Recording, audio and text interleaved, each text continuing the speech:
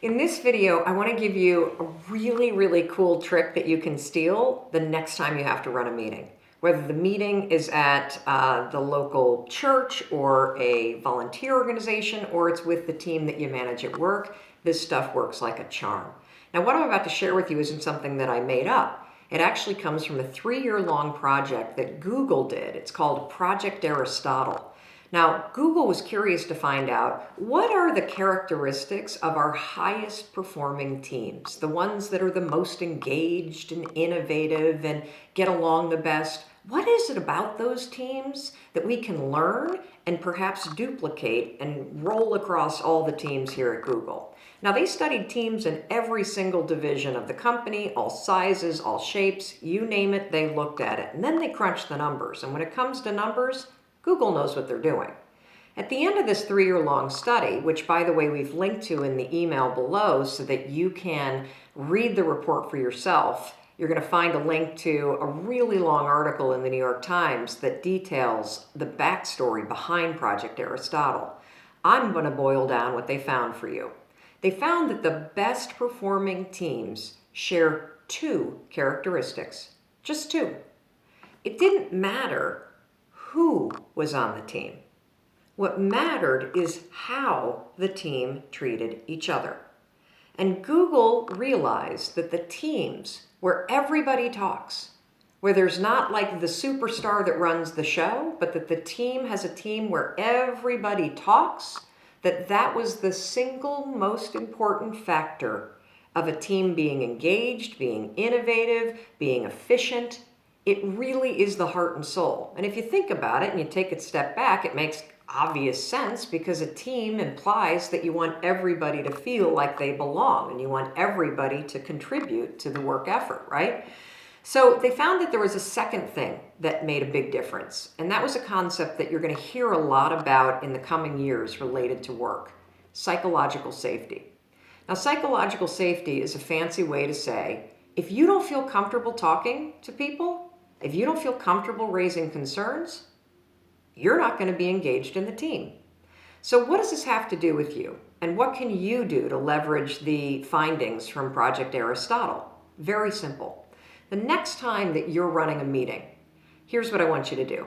I want you to write down everybody's name that's attending the meeting. And then as people start to talk, you're going to put a check mark next to people's names. And you're going to see it's going to be pretty classic and obvious. The extroverts will start talking first, and then the extroverts will start talking again. When you start to see that you're making check marks next to the same people over and over, that's your cue. It's time to activate Project Aristotle. You're going to start calling on people. Now here's how you do it. Instead of asking people for their ideas, ask people for their reactions. When you ask an introvert or somebody that's shy or uncomfortable speaking in a meeting for their reaction, you're not asking them to think on the spot. You're asking them to do something that's really easy. Hey, Sally. Hey, Rex. What did you think about what Stephanie just said? What you're doing for your team is you're modeling that everybody's opinion matters. It matters to you, and it also matters to everybody else. Now, I don't want you to end the meeting until you've actually got a check mark next to everybody's name. If you're running big meetings, obviously you can't call on all 80 people that are on the conference line, but you certainly can make a habit of calling on people that normally don't talk and asking for their reaction. And even that is going to signal to everybody listening or everybody that's sitting there in the large room that you're holding this meeting in that you care what people are thinking even when they're not talking. Now, the psychological safety piece is this. If somebody raises a criticism, if somebody raises a concern, if somebody says something negative, don't trash them. Because if you trash them, you're training them not to talk to you.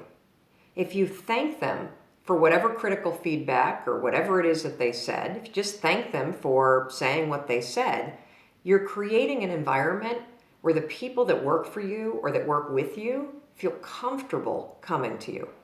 And that is the key. So again, Project Aristotle, you can read more about it below, but if you take this idea that everybody talks, everybody's opinion matters, and I'll tell you something, I started doing this within our own family. There were just 5 of us. But paying attention to the fact that because I'm kind of bossy and a little extroverted, and so is our middle child, we're the ones that kind of run the show.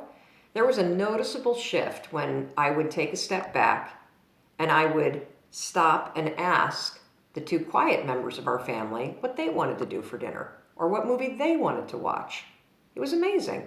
They weren't voicing their opinion, but they certainly had one.